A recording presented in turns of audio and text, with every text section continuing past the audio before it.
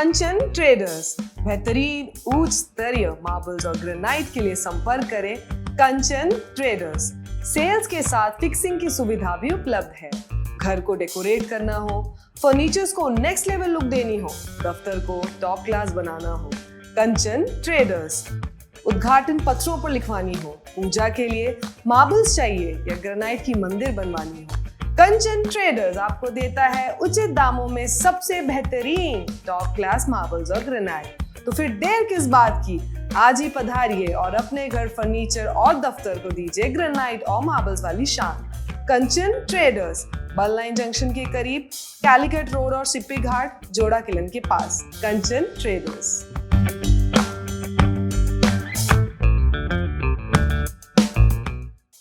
Hello everyone, my name is Dr. Megha Kakani and I am a Chief Consultant Dermatologist at Health For You Multispeciality Clinic. We all know how frustrating frequent waxing, shaving or threading can be. Laser hair removal technology here at Health For You Multispeciality Clinic is FDA approved. Secondly, each and every session are customized according to your skin and hair type and your medical history. It is very effective and painless. So, if you are dealing with PCOS related hair growth or hormonal imbalance or just simply want a simple and smooth skin, laser hair removal can be a life-changing solution. Here at Health For You, it's just not a cosmetic procedure. It's a dermatologist-driven medical procedure. आप सभी को नमस्कार।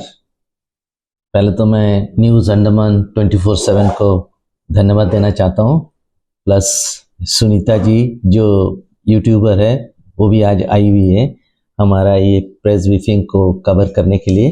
मैं आप दोनों को धन्यवाद देना चाहता हूँ। आपके माध्यम से मैं अंडमान निकोबार के लोगों को भी मेरा नमस्कार बताना चाहता हूँ। आज का प्रेस ब्रीफिंग में मेरा 4 टॉपिक है। तो उसमें पहला टॉपिक जो हमारे है वो है, आप लोगों को पता होगा कि अनिश टोप्पो जो कदमतला में जिनका देहांत हुआ था, सस्पेक्टेड मर्डर केस ऑफ अनिश टोप्पो। तो मैं इस टॉपिक में बात इसलिए कर रहा हूँ क्योंकि मैं देख रहा हूँ कि जब से मैं अंडमान में वापस आया इंटरनेशनल जॉब के बाद 2020 में, करप्शन और इनजस्टिसेस अंडमान निकोबार में एक बहुत बड़ा मुद्दा है और जिसमें कॉमन जो पब्लिक है वो सफ़र कर रहा है, आम जनता सफ़र कर रहा है। ये अनिश टोप्पो जो केस है ये एक एग्जांपल है जहाँ पे इनजस्टिस हो रहा है क्योंकि उसको समय पे उनको इन्फॉर्मेशन नहीं मिल रहा है। और इस पर्टिकुलर केस में लग रहा है कि कहीं ना कहीं ये सस्पेक्टेड कल्यूशन या मिली भगत हुआ है, जिसमें अंडमान निकोबार पुलिस का पुलिस स्टेशन कदमतला और पीआरआई मेंबर जैसा कि पंचायत प्रधान भी मिला हुआ है। तो अब मैं इस पर्टिकुलर केस में मैं आपको बताना चाहता हूं कि ये, मैं अभी भी बोल रहा हूं, सस्पेक्टेड मर्डर केस। हमें नहीं पता है कि ये मर्डर हुआ है या होमिसाइड, आई मीन सुसाइड हुआ है। तो ये तो हमें पोस्टमार्टम एग्जामिनेशन प्लस ये पूरा एग्जामिनेशन के बाद ही पता चलेगा। और इसी तरह एग्जाम्पल आपको मुझे आज याद आ रहा है, जो हमारे यूट्यूबर भाई शहदेव का मर्डर हुआ था, उस टाइम में मैंने फॉलो कर रहा था कि दीज आर द एग्जाम्पल जहाँ पे हमारा इनजस्टिस हो रहा है, समय पर एफआईआर रजिस्टर नहीं हो रहा है, समय पर इन्वेस्टिगेशन नहीं हो रहा है। आपको अगर पता याद होगा कि जब हमारे शहदेव यूट्यूबर का मर्डर हुआ था, उसके बाद बहुत सारे यूट्यूबर भाई लोगों ने, बहन लोगों ने इनका कवर कर रहा था। मैं मिस बल्ली का रिपोर्टिंग को बहुत करीब से देख रहा था क्योंकि she is based in Diglipur. तो उसमें इनिशियल इन्वेस्टिगेशन जब हो रहा था तो मैं देखा कि उसका एसएचओ डिगलीपुर ने भी बहुत देर से उनको एफआईआर रजिस्टर किया, बाद में अरेस्ट भी हुआ है। उस केस में भी हमारे डिगलीपुर का निवासी उनको प्रोटेस्ट करना पड़ा था। तो मेरे को अभी भी लगता है कि वो शहदेव का जो मर्डर केस है, उस केस में भी हम सस्पेक्ट करते हैं, डॉक्टर मलिक सस्पेक्ट करता है कि लोकल गवर्नमेंट ऑफिशियल जो Andaman Nicobar police, revenue, forest official, PRI member जैसे पंचायत प्रधान, जिला परिषद मेंबर, इन लोग भी इन्वॉल्व था। जो उनका मास्टर माइंड जो है गंगाया जो मास्टर माइंड है, उनका जो करप्शन चल रहा था उसमें इनका भी जाना मैंने उन लोग को फैमिलियर था, क्योंकि नहीं होने से कि इतना बड़ा अनऑथोराइज बिल्डिंग बना रहा है, मिट्टी काट रहा है, सारा सारा तरह तरह का करप्शन चल रहा था। तो कहीं ना कहीं, और शहदेव जो था, शहदेव एक यूट्यूबर था, वो इस करप्शन के बारे में, इनजस्टिस के बारे में आवाज उठा रहा था। और उसके बाद ये मास्टरमाइंड जो गंगाया है, जो आज रिसेंटली उनका डेथ भी हो गया है, वो उसको हटाने के लिए ये पूरा मतलब प्लानिंग करके उनको, लेकिन डॉक्टर मलिक जो आम आदमी पार्टी का टीम को लीड कर रहे हैं अंडमान निकोबार आइलैंड्स में, उनका टीम और डॉक्टर मलिक ने मिलकर इसका भी इनजस्टिस का जो हो रहा है और जस्टिस के लिए बात उठाएंगे। लेकिन आज का मुद्दा हमारा है अनीश टप्पो का बारे में। मैं अनीश टप्पो का केस के बारे में मैं आपको बता रहा हूँ। एविलिन मीडिया जो पंकज सिंह है, उनका वीडियो क्लिप देखा था मैंने 25 अगस्त 25 में, एंड उस पर्टिकुलर डे में मैं मेरा बैंकॉक का घर में बैठा हुआ था।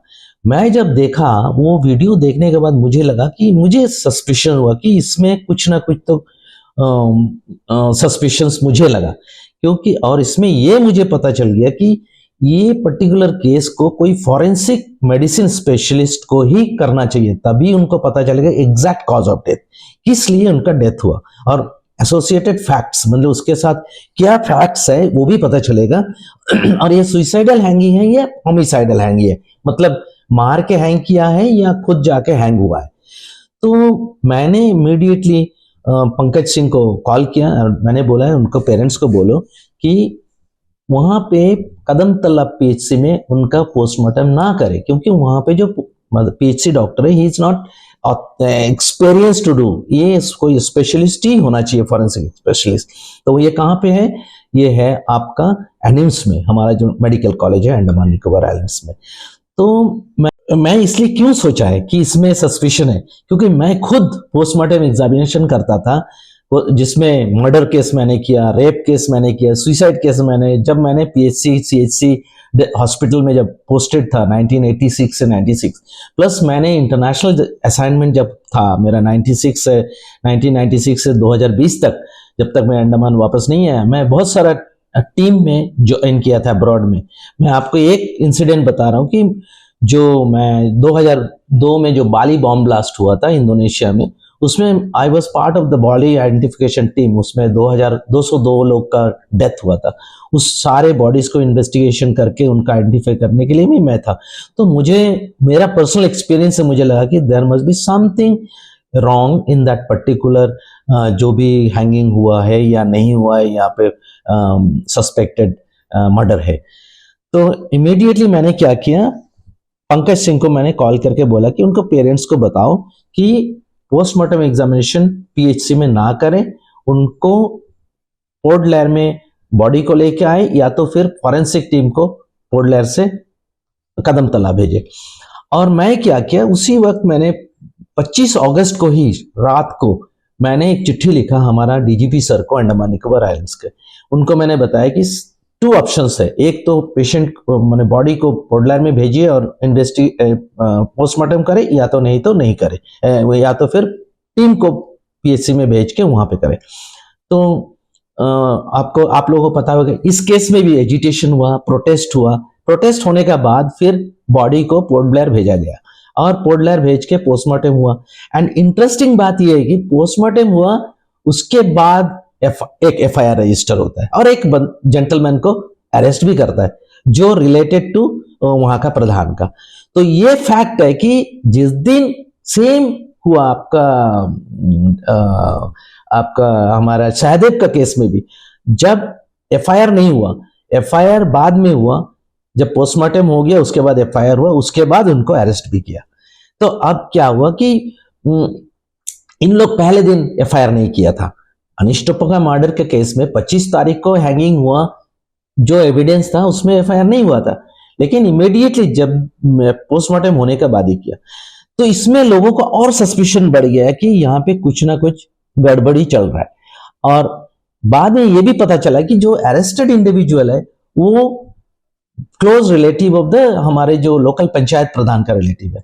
तो मैंने इस केस को मैंने फॉलो अप कर रहा था सिंस अगस्त से, और द वे हमारे मर्डर केस को लोग इन्वेस्टिगेट कर रहे हैं।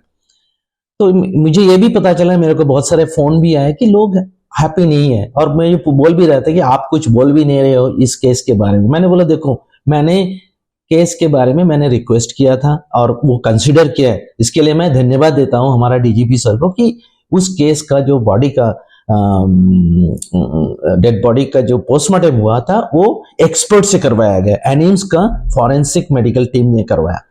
फिर मैं 7 जनवरी को देखता हूं कि वीडियो क्लिप हमारा सोशल मीडिया में आया, जिसमें वही मिस वल्ली जो हमारे यूट्यूबर है उसमें वो कवर कर रहा था। बहुत सारा वीडियो क्लिप अपलोड हुआ, उसमें लिखा है कि उसमें देखा कि मैंने ये लोग हंगर स्ट्राइक कर रहे हैं तो मदर उनका जो मदर, बिकॉज वो लोग अभी भी खुश नहीं है।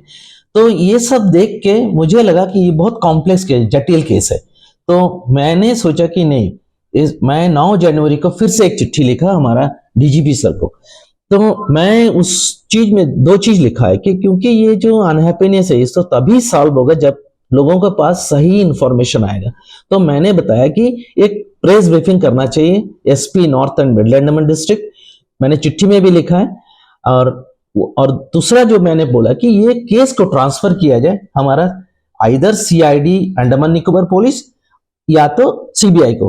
अभी मैं आप दर्शकों को जो भी मेरा प्रेस ब्रीफिंग सुन रहे हैं उनको मैं बताना चाहता हूं, देखिए सीआईडी अंडमान निकोबार पुलिस ये अलग स्पेशलाइज्ड विंग है जो अंडमान निकोबार पुलिस का ही है। कोई बोलेंगे कि नहीं इसको सीबीआई ही होना चाहिए, लेकिन मैं ये बताना चाहता हूँ जितना भी सीरियस क्राइम होता है ना, मर्डर, फर्जरी, इकोनॉमिक ऑफेंसेस, वो सीआईडी अंडमान निकोबार पुलिस करते हैं। अगर उनसे नहीं होंगे तो सीबीआई करते हैं। तो मैंने इसीलिए मैं रिक्वेस्ट किया है हमारा डीजीपी सर को कि इस पर्टिकुलर केस अनिश टोप्पो का केस को सीआईडी को दिया जाए या तो फिर सीबीआई को दिया जाए।